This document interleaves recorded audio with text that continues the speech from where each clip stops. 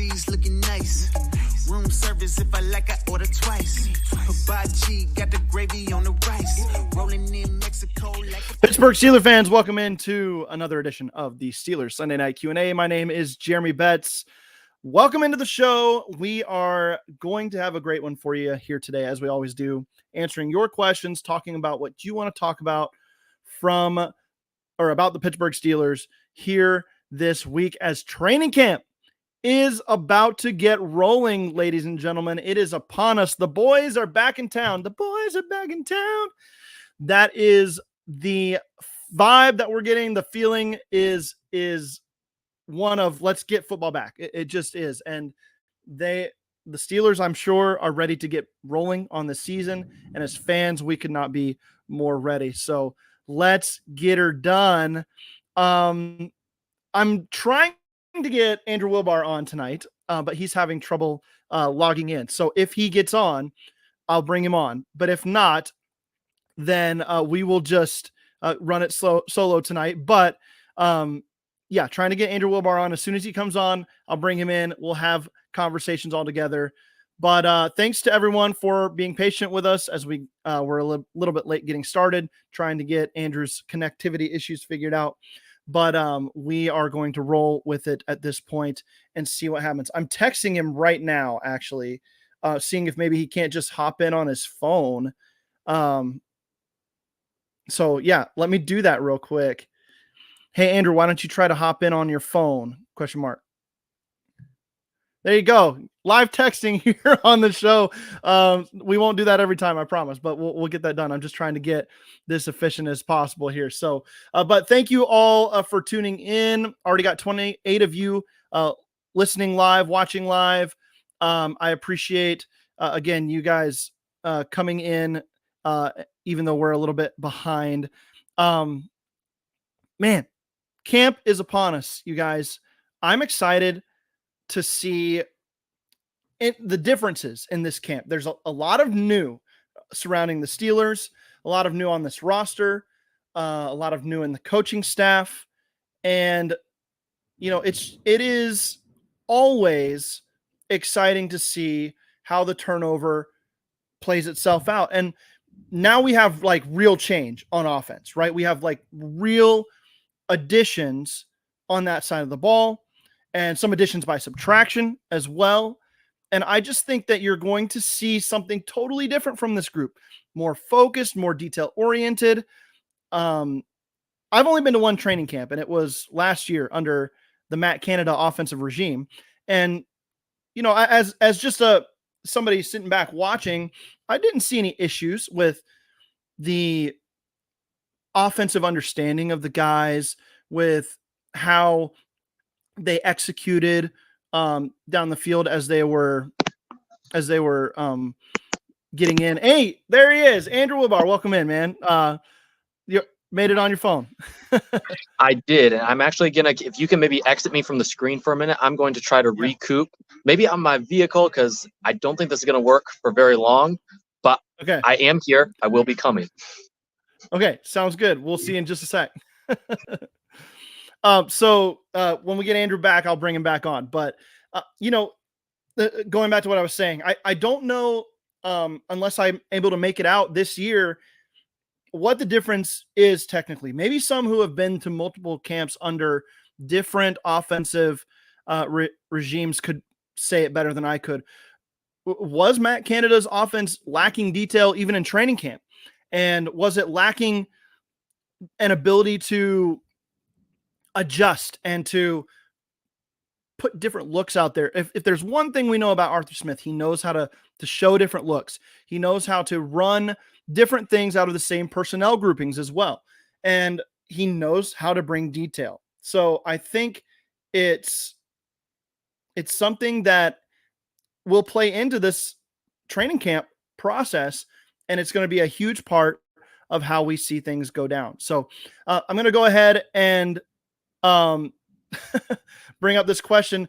Omar's burner by default is making us talk about it. Would it really be a 2024 Steelers offseason show without discussing Brandon Ayuk? I wasn't going to even do it. So, but you brought it up, Omar's burner. And so I am going to say that, if you guys have comments or questions about Brandon Aiyuk, you can post those in here. I will talk about it. I will answer it. I just don't think it's happening, people. I don't think it's going to happen. You can hope beyond hope, but I just don't think it's going to happen for this guy to be in a Pittsburgh Steelers uniform this year. It doesn't make sense for both parties at this point. And I don't think the 49ers are going to do anything with him. I don't think they're going to deal him. I think they're going to make him play for him or collect their fines, and they have every right to do that. He's under contract with him. So tough situation for Aiyuk. Tough for the Niners as well, in the fact that they are either going to be without their best offensive weapon outside of Christian McCaffrey, whether or not he sits out or is traded. I don't think that's a good situation for them. And if he does play, what's to say the smallest injury, he doesn't pull himself out? Hamstring's tight, doesn't play. So to preserve himself for his next team or his future. Andrew, welcome back.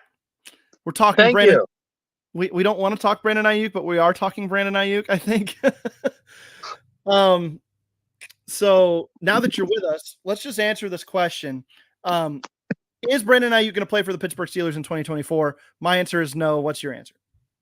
I would agree it's no, and I don't know if you mentioned it already, but a big concern that I think we both have is bringing in another alpha into that room, competing with George Pickens to potentially be the one in this offense. There's just not a room for two guys who both think they're number one wide receivers.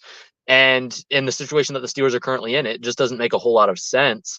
I think the more likely thing would be going after, say, a Tyler Lockett or someone like that if he becomes available by trade deadline, a guy who could ideally be a better number two wide receiver as opposed to going after another number one. That could just cause a lot of heartache in that locker room. Yeah, and I didn't mention the alpha dog mentality situation this time, but we have talked about it in the past. I think the bigger concern for me right now is what kind of Brandon Aiyuk are you going to get in 2024? I mean, if he ends up playing for the 49ers, there's no telling what brand of Aiyuk they'll get. Is he going to be fully committed to putting together a contract year season, or is he going to, at the first sign of potential injury, is he going to just pull back and say, well, I'm not ready to go. I'm not ready to go, and kind of ride this one out and get his big payday next year? If he were to be traded to a team like the Steelers, you can bet the Steelers aren't just going to hand over a blank check and say whatever you want. There's going to be some negotiation there. It could end up being just a 1-year rental for a team like the Steelers. But I don't know how that would all play out. It just seems too messy now to get into that if you're the Pittsburgh Steelers, especially when you got a guy in Pickens that if you have the season you think he's going to have, you're going to want to pay him next year too. And are you really ready to commit $50 million to $60 million a year to two top wide receivers? That seems like a lot for a team that is spending a lot on defense. So let's see here. Vinny Aguakun, what will it take for a TJ Watt defensive player of the year season? I feel like he'd have to break the sack record at this point. The disrespect is ridiculous. Andrew, what do you think it would take to see TJ Watt take home another DPOY trophy at the end of this year? TJ Watt may be able to break the sack record and them still not give him the DPOY. I mean, this man is so disrespected across the league. I would think that would do it based on sack totals. That's probably what it's going to take. The league almost looks at it as if he does nothing except rush the passer. That's his best trait, but it's not like he's a liability against the run or anything like that. Sometimes he's sent out on an all-out blitz and sometimes may overrun the run, but that wasn't his assignment anyways. And I think what the Steelers have at linebacker now is some good run stuffers. You have guys like Peyton Wilson who can tackle in space. You have Elandon Roberts who played great last year. Holcomb, if he comes back healthy. You have guys who can tackle at that second level. And I think that lowers a lot of the stress for Watt to just be able to go out and be the sack artist again. And I think he would get it more than likely if he did break the sack record. I don't know if anything less, really. I think Vinny, you're right on with this. I'm not sure anything less is enough for the league to give him the credit he deserves. I mean, you see it all the time in the league where the NFL and its constituents and its I guess it's the mind, right? The mind hive of the NFL, whether that's the cognoscenti. That's what I'm trying to say. The NFL cognoscenti. They target specific players that they are like, this guy, it's time for this guy to get one. Micah Parsons is that guy for me this year. Like, the NFL narrative is going to do everything it can to get somebody other than TJ Watt and even maybe Myles Garrett at this point, who has his now. Maybe they cool off on that front. But Micah Parsons has been really good. He's had a lot of flashy seasons. He's put up a lot of good stats. He's an elite pass rusher, an elite playmaker. This is the kind of guy that, plays for the Dallas Cowboys. I mean, does the NFL push this narrative enough to where he walks away with it in the end, or are they going to be actually fair and square in how they deal it? Afton brings up a list, I guess, that put Myles Garrett at number 1, Parsons at 2, and TJ Watt at number 6. I did not see that list. That to me is ridiculous, beyond ridiculous. And at this point, that's got to be like, the person writing that has to be like a Steelers fan, right? That's just doing that to get TJ like totally amped up so he goes off this year, right? That's it's the probably only way Mark Madden. Yeah, it's Mark Madden. That's right. I don't know. Vinny, going back to your question, I think TJ Watt, to have a defensive player of the year season, he has to be clearly the best beyond any chance of fabrication. And it just is hard for me to see that happening unless he does break the sack record, unless he does. I mean, if he gets like 20 sacks and nobody else is beyond 15 or 16 or so, and he has a couple picks or, changes games, the Steelers are one of the teams at the top throughout the whole year. I think that narrative changes things as well. So we'll see how it goes. But if I'm picking a front runner for it, just based on who I know is going to go out and produce, TJ Watt is that. But I just don't know if the NFL gives it to him. The guy should have 3, maybe even 4 in his closet right now, is the way it should be. So, but that is obviously not the case. We'll see how it plays out. Andrew, we're talking that the boys are going to be back in town this week and training camp is getting rolling. And early on, we were talking about Matt Canada and the offense. And I went to a training camp last year. I don't know. Have you ever been to training camp, Andrew? I haven't. It's kind of on a bucket list type stuff that I want to do, my invisible bucket list. But yes. There you go. Yeah. My question was, maybe for those who had been before to multiple training camps in different offensive regimes, is they could tell a difference in like Todd Haley's offense or even Randy Fichtner's offense in like the detail. Cause we hear so much about how Arthur Smith's offense is so detailed. And that was what was missing in Matt Canada's. Just the bystanders, watching one training camp practice last year and not having anything to reference it off of, I couldn't say one way or the other. But, whether or not that would be able to be picked out from a crowd is something that would be interesting to me. So I wasn't sure if you had been before, but talking about the offense in general, do you think Arthur Smith's biggest attribute is the details that he's bringing to the offense that Canada was unable to get across? Or does he bring more to the table than just, he's a little more detail oriented than Matt Canada? I think he brings more, but what say you? I think he brings more. And I think we talked about this a couple weeks ago on the fix, that Arthur Smith doesn't have to necessarily reinvent the wheel or try this entirely new offense nobody's seen about. It was like when you look at Kansas City and when they were best last year, toward the end of the season, they weren't running the craziest of concepts that we've ever seen Kansas City run. It started off with basic concepts. They would add their own little twist to, but they would keep it mixed up. They wouldn't be doing the same thing over and over. They would keep it fresh, but they wouldn't be trying to entirely reinvent the wheel. And it felt like at times either Matt Canada did absolutely nothing innovative, or he would try to reinvent the wheel on some jet sweep that really looked the same as everything else, but it was this really new thing, and everyone just caught on very quickly, and it was ended up being a pretty basic thing that didn't help the Steelers at all.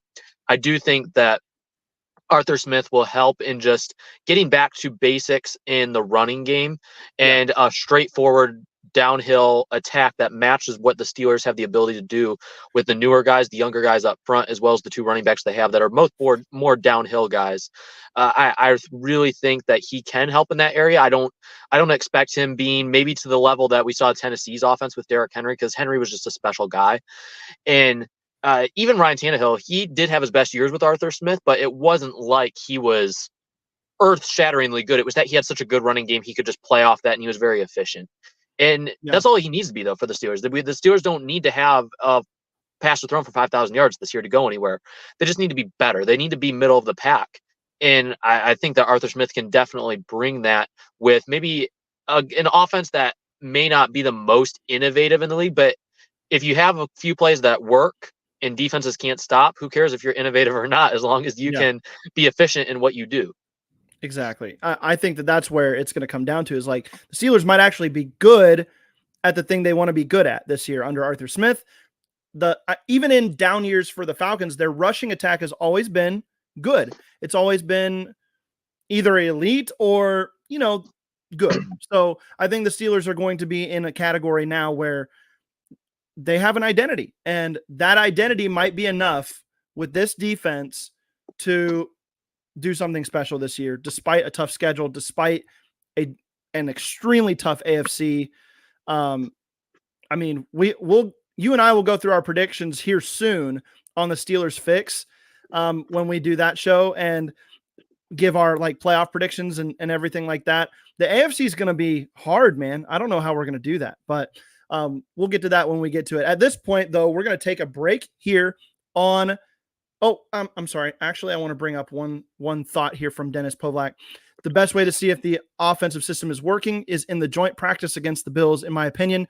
That is one of the reasons I'm a fan of doing that. I think that you get a little bit of a taste of what other teams or how you can perform against another team, right? And I know it's just preseason. I know it's just a training camp practice. It's not going to be the depth of the playbook or anything like that.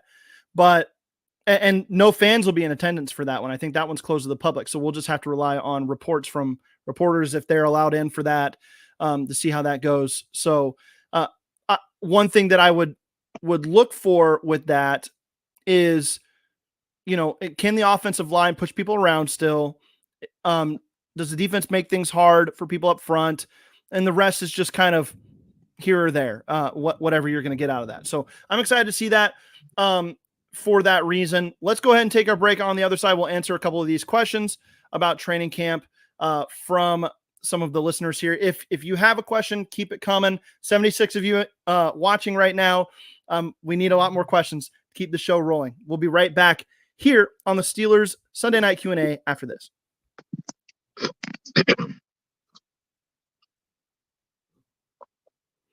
And welcome back to the Steelers Sunday Night Q&A. Jeremy Betts, Andrew Wilbar, joining me from the car. Technical difficulties being as they are. The whole world's going through technical difficulties right now, Andrew, with the cyber meltdown or whatever. So I think, it's only fair that it touches us a little bit here, even if that's not exactly what that is. So let's go ahead and start answering some more questions here. Omar's Burner asks, Jeremy, how often do you believe you'll see 2 QBs play in camp? I think Justin Fields is going to get some snaps.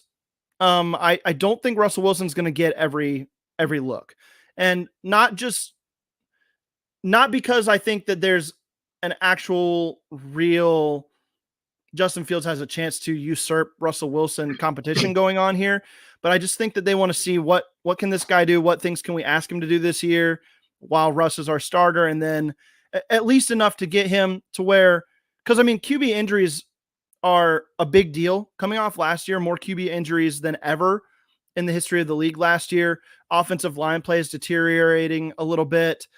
Defensive lines are getting better. Defenses know how to attack quarterbacks. So having a second guy ready to go is extremely important. And so I think Justin Fields is going to get a lot of reps this training camp. But don't sit back and think necessarily that Fields is going to have a lot of competition reps. More so, we just need this guy to know the offense. We need him to be ready in case Russ goes down, in case Russ really struggles even. But as far as and I may be misinterpreting this question completely here. So let me answer it from the other side too. Jeremy, how often do you believe you'll see 2 QB plays in camp? So maybe both quarterbacks on the field is the question. So if that is the question, I don't know how often they'll do that. Honestly, I think they'll have a package for Fields where he comes in and Russ goes out. Maybe Russ goes out wide or something like that on the goal line, so you don't have to sub him off the field completely. But I just don't know if they're going to have like reverses and a bunch of trick plays with 2 QBs on the field all at the same time. But what do you think, Andrew? This almost sounds like I don't know if did you play basketball or any sports in high school, Jeremy? I played basically everything in high school.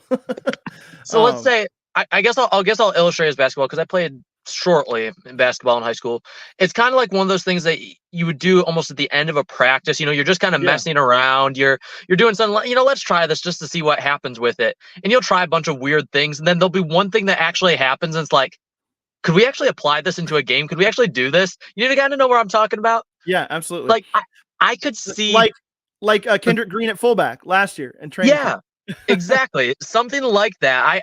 You can guarantee at some point in these camp practices, the Steelers are going to be just messing around. You'll have some weird plays. I highly doubt that will be Justin Fields returning kicks, but being on the field at the same time as Russell Wilson, or, how are they going to do that? You got to think there's going to be some trick plays up the sleeve, maybe not even exclusive to the 2 quarterbacks. You just see a bunch of trick plays in general, but I got to think that that's got to be included. You could have a reverse pass. You could have 2 QB sets, maybe where a screen pass to Fields and Fields has blocker set up. And, I could see them trying something like that, especially even before they get into full tackle mode.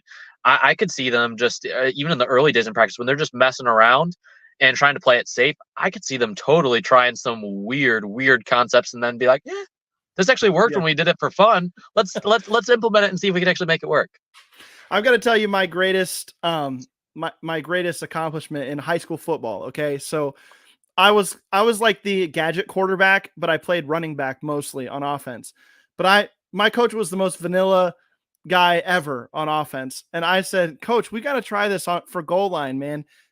Where we would run like a fake sneak, but instead of the ball going to the quarterback, you just snap it through his legs to the running back and run a sweep out wide. And man, it worked every time we tried it in practice. And so we did try it in a game one time, and I fumbled the snap as the running back and had to just fall on it, and it didn't work. And so coach was like, "See, that's why we don't do this." And I was like, "No, coach, it would have worked. I just screwed it up." So, great accomplishment to get it installed in the game plan, not so great in the execution on the field. But hey, I agree. You could see something like that. It would be very interesting to me. Sorry, Omar's Burner, for totally taking your question another way and reading it wrong the first time. I want to bring this up because we were talking about it in the back half of the first half of the show. Russ Omenstein says, Jeremy, I've been to camp with Wisenhunt, Haley, Arians, Fichtner, Canada. Yes, you could see a huge difference in Canada's detail. I knew coming out of Canada's camp, we would be predictable, one-dimensional. That is really good insight, Russ. I appreciate that. I think a fun guessing game would be who was the most detailed out of all of these guys. And I would probably go with Wisenhunt or Haley. But I don't know. Arians could be on that list too of very detailed guys. I just think Arians was more of the lean back and bomb it out guy. And Wisenhunt and Haley were more calculated with how they brought their game plans together. So I just think those would be the most calculated and most detailed guys. But that's good information, Andrew. What do you take from this as well? It's like maybe those of us who missed some of that in up close interaction were overstating what the Steelers offense could be in retrospect.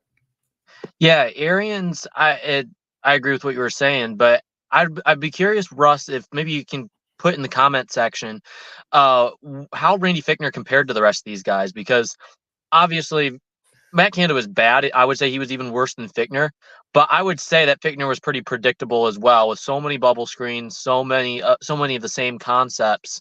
I'd just be curious to see where he would say he rates compared to the rest of them and how maybe close. You said there's a huge difference in Canada's detail. I'm wondering where Fichtner would compare to that or even Yeah. to the other three as well. I'd be very interested to get your thoughts on that. But very good insight. Absolutely. I just saw a real fun comment, Andrew. Should I bring that one up? I don't know if you saw it. I didn't. Being on my phone, I'm not really moving Okay. around a whole lot, so I haven't seen much of the comments. So bring it up. Okay, there you go. What you got to say? What you got to say Probably about fake this? account. Huh? Probably a fake account. Fake account. That's what I think too. No, There's I no know- way anybody I- actually I thinks have- that about you. I'm just kidding. No, I have no clue who that is. Well, thank you. I appreciate that. God bless you. You have a good. I'm a Go little Steelers. hurt. I'm a little hurt over here, actually. Yeah. Well, what? Your name was okay, Katie. Yeah. Make sure to puts a compliment Yeah, in there for put some Jeremy to love feel in- well. Don't let Yeah. Jeremy be left out of this. Put some love in here for Jeremy. I might cry afterwards if I don't get any, but okay. Vinny, we'll move on here. Vinny, does it bother you guys that a 3-4 outside linebacker gets listed as a defensive lineman? Just say they're in the front seven. Watt is an outside linebacker, not a DN. Just me being a football nerd. That does play into this. 3-4 defenses play differently, right? They ask their edge rushers to do more things. And I think you can do that when you draft a guy and you develop a guy like TJ Watt. And even Alex Highsmith has proven to be a guy you can drop into coverage a little bit. He can play backside against the run. And you're not always asking defensive ends in a 4-3 scheme to do stuff like that. So, and I know the Steelers run a lot of sub package football and it ends up being a 4-man front with those two guys on the outside anyway. But it does, I get for rankings why you would just put like all the edge rushers together and not concern yourself with whether they play outside linebacker or defensive end. But it does play into what you're asking of those players. And so you have to come at it with that caveat or you're discounting a huge part of what each player brings to the table. Do you agree with that, Andrew? I agree. It's one of those, I don't know how to describe it, but just one of those things that would kind of get under your skin as a fan, especially if you're a true diehard, and even the terminology of everything and how it goes down. But I 100% agree with what you're saying. I'm trying to see here.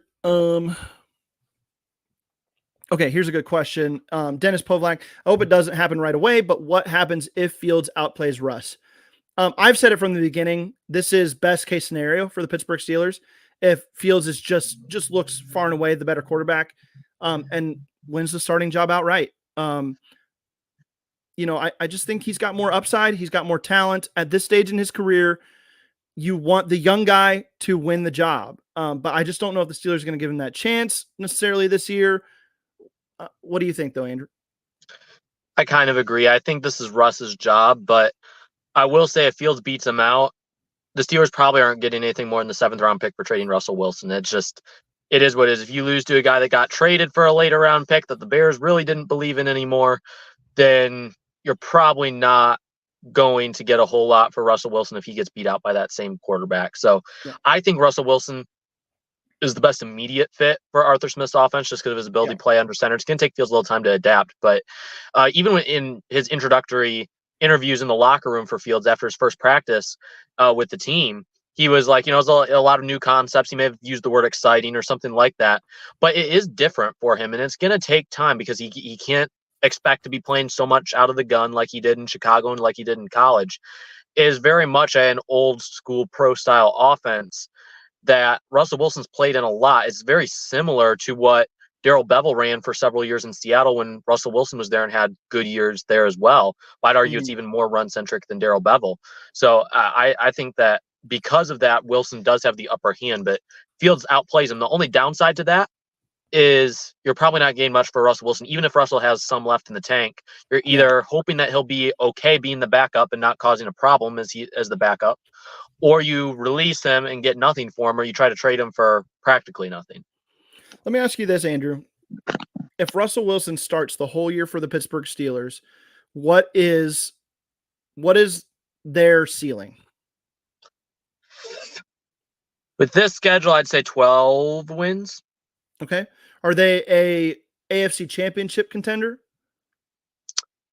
Yes, I think it's possible, especially if you had one other weapon on offense. But I just with who we have, I'd say it's possible. Okay.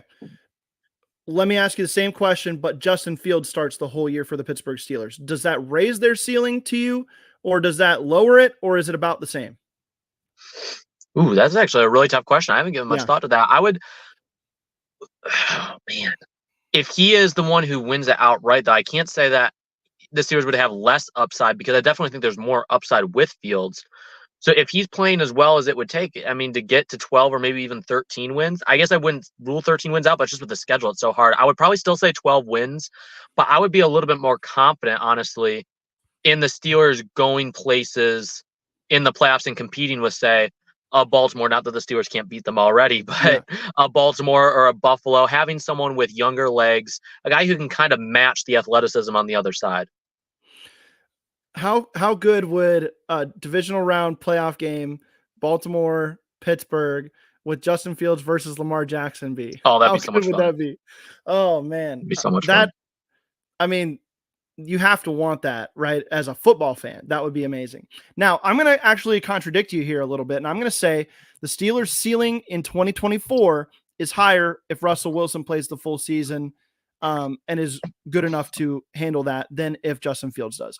I just think Russ has been there, done that, helps a lot, his experience. I think he's clutch in big time situations. I think he's clutch in the red zone, and we haven't seen that yet from Justin Fields. While I do believe the offense's upside is higher with Fields, I can't say that the team's upside is higher. It's kind of a weird contradiction in my mind, but that's just where I would come from with this. But it's really close. It is a tough question to answer. It really is. Let's jump back in here to a couple conversation, or the conversation we were having before. Gavin Anthony says, Whisenhunt and Arians were before my time. Haley was the most intricate of the ones I saw. I can see Arians and Whisenhunt being more detailed. And then Russ does come back and help us out a little bit more. Thanks, Russ. Actually was close between Whisenhunt and Haley. Would give Haley the edge. And yes, actually, Fichtner was more predictable than Canada. That's crazy that he was even more predictable than Matt Canada. Maybe that had to do with, Roethlisberger liked things a certain way, and Fichtner was willing to just do that. Kind of like, I don't know, Andrew. Let's extrapolate this out a little bit. Ben Roethlisberger and Randy Fichtner, and it didn't work, right? It didn't work with those two to put up elite offensive numbers. Is that similar to what we'll see with best buds Christian, or I'm sorry. Now his name's going to escape me. The Packers the Jets offensive coordinator and Aaron Rodgers. Oh, Hackett, former Broncos head coach. Yeah. Nate Hackett. I know who Nathaniel Hackett. Are we seeing the same type of situation going to happen here where, because Nate Hackett's just going to let Rodgers do whatever he wants, it's not going to quite work the way that they think it might? Letting an older quarterback like that, from what I've seen, even with Ben Roethlisberger, the only exception maybe being Tom Brady. But all these other older quarterbacks that have been in playoffs, whether it be a Rivers or a Roethlisberger or Rodgers, anyone in that same category, even going back to Peyton Manning, really, letting them be them for the regular season works. Yeah. But when it gets to the postseason and it matters, sometimes it's not a bad idea to rely on the guy you paid to call the plays rather than the person you're paying to play quarterback. And just, if you don't trust your offensive coordinator enough to know the best for the situation, why even have an offensive coordinator if you're going to let the quarterback run it anyways? That's just my own philosophy. Yeah. I definitely see where that's a good argument to have here.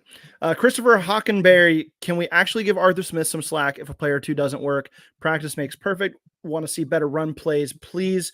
I think this is crucial. We've talked about this a lot. It could be a slow start for this offense. Lots of new pieces, lots of things to figure out. I will definitely be one of the people saying, well, give it some time to see if it works. Give it a few weeks and see if we can get something rolling here. But Andrew, are you in that same camp, or are you expecting this to just be a lot better right off the bat because it's such a significant upgrade on Canada? It will still be an uphill battle like there is with any change, and not to mention the additions on the offensive line. While they are good, gelling takes time. And Arthur Smith's coming from a place where really the offensive line wasn't that bad, but the skill players weren't bad. It was just the quarterback position wasn't that great, and I felt like he misused their running backs that they had. I felt very strongly about that last year. Yeah. So those are my concerns with Smith, but I will say that it's going to take time, and the key to any good offensive performance is offensive line play. And if you have that and a quarterback, you have a very good chance of succeeding. We think the Steelers will have a quarterback, at least I do. I think you do as well. The Steelers, one of these two, I believe, will work out for the Steelers. Yeah. And all that left is needed to have success would be that offensive line coming along. And I think as soon as you see Jones get comfortable on the left side, it won't be a big learning curve for Fautanu on the right.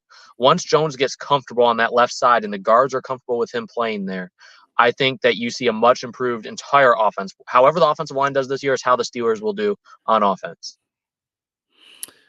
Good stuff. Let's bring up a couple final questions here. This one's fun with the Steelers addition of Tyler Matakevich coming back to the team. Dirty Red, as he's called. Dennis Povlak asked, with Dirty Red being brought back, is that the end for Mark Robinson? Andrew, what do you think? I'm afraid so. I honestly didn't think Mark Robinson played as bad as some people thought last year down the stretch, especially in the Ravens game. I thought he played really well. Maybe not in coverage as much, but against the run when he had that forced fumble and the sack, I thought he did a really good job. He showed some good effort in there, but there's obviously a reason the Steelers haven't trusted him for more. I definitely think that Matakevich is in the front seat to be that fifth inside linebacker, assuming the Steelers keep one. Special teams is so important now, especially with the new kickoff rules and everything. So the Steelers are probably just trying to round out with guys that they know can at least play there. And they might be willing to sacrifice a little bit of upside on defense at the very back end of the roster for some stability on special teams. I think that that's a fine move with the roster that they've built. So I can agree with this for sure. I think Mark Robinson's time is short for the Pittsburgh Steelers. So we'll see, though. There could be an injury. Cole Holcomb could be behind schedule at some point. We'll find all that out here in the next few days. It's exciting, Andrew. We're going to talk on the Steelers Fix this week about some new faces that we're excited about for training camp. Do you want to give a teaser? Anybody that you're thinking about that we'll talk on the show? Well, since we were on the inside linebackers, just kind of, a really late sleeper nugget, I would throw out Kyron Johnson as that hybrid linebacker guy. Could play out or in. A newcomer, but an underrated one at that. He could be a guy I could see getting some camp buzz. I like it. So be sure to tune in to the Steelers Fix to get more on that. I am looking forward to that. I think I'm going to definitely bring up on the show Dennis Lowry. I think that he's a guy that has a chance to be impactful for Dean Lowry. I'm sorry. Yeah. Dean Lowry. What did I say? Dennis Lowry? Yeah. Dean Lowry is a guy that I could see being impactful for the Steelers this year. So tune in to the Steelers Fix on Tuesday to hear more about that and our discussion there. Thank you all for tuning in to this show. We appreciate each and every one of you, as always, for your questions, for your attentiveness, for tuning in to hear us blab about the Pittsburgh Steelers. Looking forward to training camp coming up. Andrew, we'll see you here soon on the Steelers Fix and other shows. Thanks for tuning in, everybody. Have a great night.